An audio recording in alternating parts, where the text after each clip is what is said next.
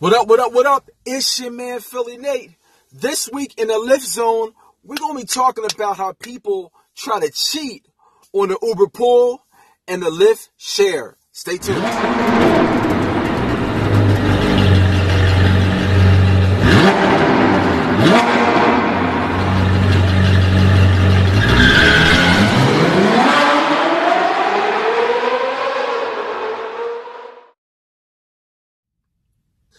Welcome back, people. Again, it's your man, Philly Nate. And let's talk about how on this Uber pool and this Lyft share, people try to get over. Okay? The other night, I was driving, and I went and I picked up a young lady, and she got in with her car seat. And I'm looking on the app, and the app says one person. And I'm looking at her, and I'm confused.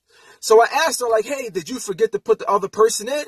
And she's looking at me like, well, no, it's just a baby. So I'm like, okay, yeah, you still got to put that person in.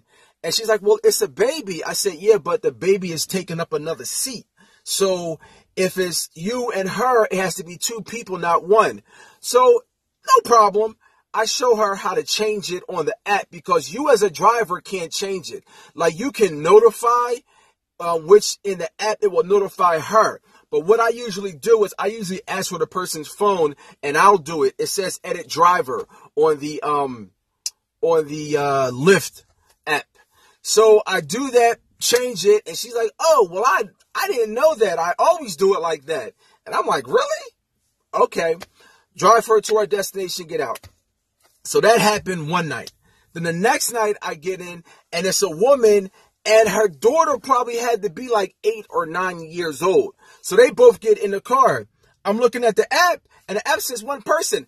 I'm confused again. I'm like, oh, well, hold on. Is it just your daughter going somewhere? And she's like, no. I said, well, on here, it only has one person. And she's like, oh, yeah, well, it's me and my baby girl. Yeah, I know it's your baby girl, and that's cool. So then I asked her, like, okay, is she just going or are you going too? And she's like, well, I'm going too. I said, okay, well, that doesn't make sense because the app says it's only one person. So she says, okay, well, I do that all the time. You do that all the time? Okay.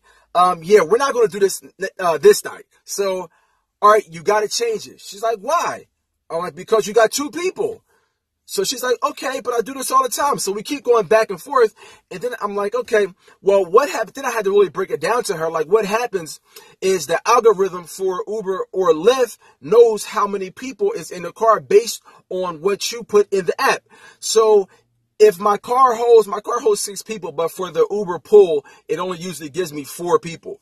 So if it gives me 4 people and they think it's only one person in the car, they might try to give me 3 other people, but you really got 2 people. So after I kind of broke it down to her, she was okay with it. And I showed her how to do it, but she was really taken aback. So all you Uber drivers and Lyft drivers out there, look, man, when you do that Uber pool, make sure you check the number, okay? How many people did they put in the app that is getting in the car? Don't let them go. Because if you let them go, then when the other Uber driver or Lyft driver tries to correct them, then it's going to be a problem. But at first, again, always stay professional. I don't want to see none of y'all on these viral videos with people acting crazy. So let's talk about that also. I don't know if you guys seen the video with the brother. He probably was from some country in Africa, it seemed like, with his accent. And you had the guy in the back who was, calling him a racist and, putting the phone in his face. Look, man, that brother had a lot of patience. He had a lot of patience because if that was me, man, it probably would have been just a whole nother episode I don't even want to get into because I don't want to incriminate myself on this here YouTube video. Okay.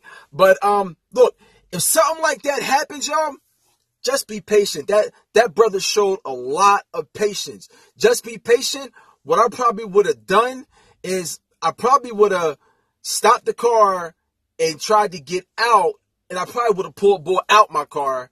And yeah, that probably would have caused a whole bunch of something, but this is my car at the end of the day.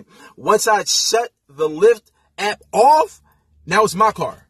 So now you're in my car and you won't get out, then I'm going to force you to get out. Okay? So, I mean, like, I hope that never happens to me. I hope that never happens to me. Okay? But if it did happen to me, then I may be doing a LyftZone from somewhere else. Okay, anyway, back to my point.